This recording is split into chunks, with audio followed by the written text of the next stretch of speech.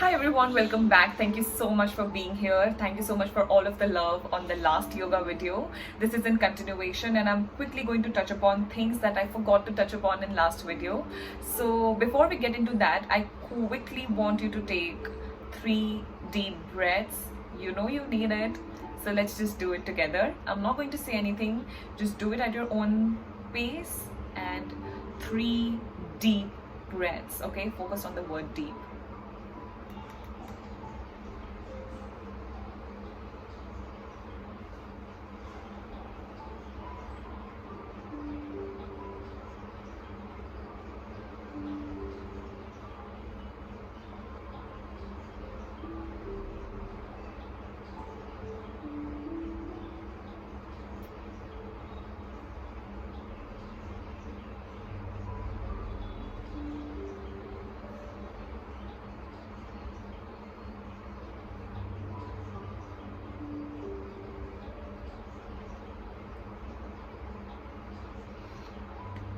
I can do this all day. I can literally do this all day. This is the most beautiful thing about breathing. That is, the brain stem that is looking into the metabolic alkalosis or acidosis of the body's pH. It is always looking at the amount of CO2 and not oxygen. So we know that we need oxygen and CO2 has to go out, but you always have to understand the higher the levels of CO2, it is just going to mean that there is a lot of acidity, a lot of toxins, and that is going to create inflammation, and an inflamed body is a baseline home for all of the diseases. So with something as simple as breathing, you can regulate this, and I have touched upon this in my last video, that it's not about how long you can inhale, it's about how deeper your exhales can be. So breathing is something that you have to, it's like, it's like a body without soul. Okay, that is what yoga is when you're not breathing. So you have to make sure that they are both in conjunction with each other, and that would truly change its game. I made a mistake of not doing it that way, so I want you to learn from my mistakes and my experience, and I believe me, do 5 minutes or 10 minutes, but do it in conjunction with your breath, and you will see faster results in the way you feel. So stress, anxiety, depression, the way we cope with stress, the way we deal with life, the way we deal with people around us and situations around us, it has a lot to do with how trained your mind is to get through tough things.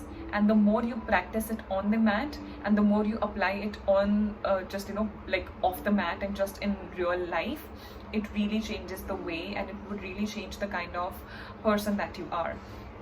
When we speak about breathing, I always say this, and I'm like, this is not my discovery, I have read it somewhere, that breath is the difference between life and death, and I also have a video on this.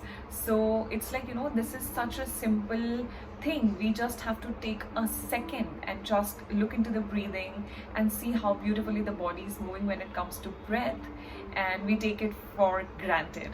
So always take care of your breathing, and I don't want to deviate from today's topic, so I'm quickly going to tell you.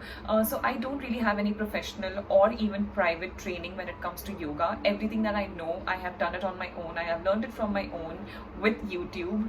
And initially when I started yoga and I was going to these places, the intention was wrong, so I never really felt any difference. I used to visit this place known as Shreyas Foundation in Ahmedabad, and it was okay. Like, I didn't really love it, and I didn't love it because it was not giving me weight loss results. So that was my intention, and I did not really learn a lot from it. But of course, every little act counts, and it definitely showed me the right direction.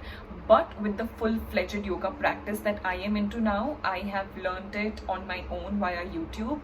The most helpful channel for me has been Yoga with Adriene. I will put all of the links in the description box below, so don't worry. Yoga with Adriene has been really helpful. There is someone known as Sarah Beth. She is beautiful, she's gorgeous, she's amazing, and you will be distracted by how beautiful she is. So that channel has really helped me. There is a channel known as Boho Beautiful. I very recently came across it. A very, very good friend of mine suggested it. So that's a beautiful channel, and I'll also put down a few links below. But now I'm at a place where I just, roll out my mat and I just go with the flow. So it's not about, I have to hold the posture and do this and do that. So with yoga also we have a lot of types. Okay, we have power, we have ashtanga, we have vinyasa, we have yin yoga. So when I started, I was just doing the basic apna matlab we are surya namaskar wala yoga, so just basic asanas. You go into warrior pose and manduk asan and mayur asan and sharvangsana and shavasana, everyone's hot favorite. So I was just doing the basics. I still am not behind names and labels and type and what it is doing. As long as I can breathe, as long as I can feel powerful and yet feel calm, that is yoga to me, and that is why I do it. So I don't really cloud my thoughts with specifics and labels. I just stick to what makes me feel good. So most days of the month I will practice power yoga, but when you are starting, I would not suggest to start with power yoga. Start with something as simple as Surya Namaskars. Speaking about Surya Namaskar, it does not really mean anything if you can do 108 Surya Namaskar in a at a go. It's about how did those 108 made you feel. So I can just do 2 and it would make me feel out of the world. So with yoga I don't really count. It's not about numbers, it's how I feel about food. Okay, when you put numbers and you complicate it and you just put it in boxes and labels, it's very disrespectful according to me, just my opinion. So I just do it, I go with the flow, and I do what I enjoy. So that's on the front of yoga. Now speaking about yoga mats, I have 2 hot favorite after going through so many disasters. Like there are so many bad quality mats out there, but the one that I've recently come across, and it's my hot favorite, and it's also very beginner friendly. So my favorite mat has to be this one. There's going to be some issue with lights, but yeah, this is by Tigo. It's very easily available on Amazon. It's like just the perfect thickness. It's amazing. This is amazing. I love this one. There's another one by Cork. A very good friend of mine again suggested it to me. So this is this one. This is so pretty. This is so pretty. This is eco-friendly and but I really like this one as well. I think I slip on this one. It's probably my weight, but I slip on this one. Tigo is able to handle my body weight really, really well, and it's available on Amazon. So I'll put down its link below as well. When it comes to yoga props, we have yoga blocks, yoga wheel, yoga straps.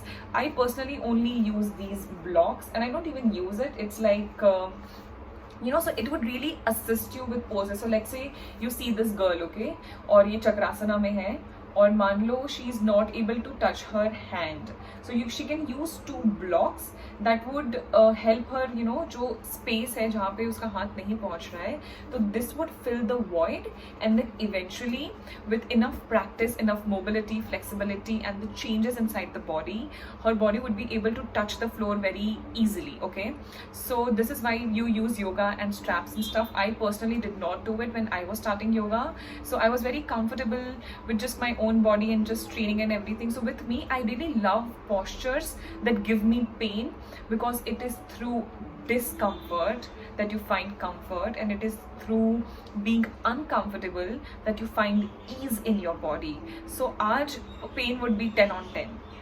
You do this asana again, pain would be 10 on 9. 10 on 10, 9 on 10. Pain would be 9 on 10, then 8 on 10, then 7, 6, 5, 4, 3, 2, 1, and then eventually you're in that pose and you don't feel anything. That is the change that you get to witness with your own body. And just imagine, initially I used to look at people doing headstands and I'm like, oh my god, that requires so much of strength. How beautifully are they doing it? And then eventually you go on the mat and you do it one day and it's like, oh yeah, theek hai, like isme kya hai? So that's just the beauty of body and mind. You start at the 0 and then you reach 100, and then 100 looks like nothing, and when you are at 0 you think 100 is so far and so big and so huge, and then you are there and it feels like nothing. So that is what yoga is. That is what the beauty of practice is. So practice, showing up with discipline every single day. 10 minutes, 15 minutes, 20 minutes, 30 minutes. Best time to do yoga would be under the sun in the morning, but you do what serves you best. So if you can make time in the evening, make time at noon time, afternoon time, whenever it is possible for you. With me, if I have to say start calls early, I would do yoga in the afternoon, I would do in the evening, I would do it before my dinner.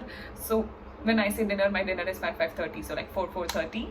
And yeah, just if I have to give one tip for yoga, that would be, do it because of the way it makes you feel, and because of how strong yet so calm it keeps you, because of the strength that it gives you. And just show up every day. Don't look at yourself in the mirror, don't do it in front of the mirror, or don't compare yourself to anyone. Okay, yoga is not about the physical body. Yoga is about getting your mind out of this physical body and going deeper inside of yourself, not amongst all of these layers that we can see, but just going a little deep within and just connecting with the source that has created you, created me, and every living and non-living thing actually.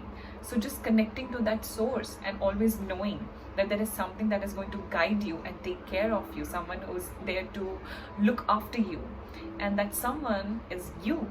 So just getting to the basics and do it because you enjoy it.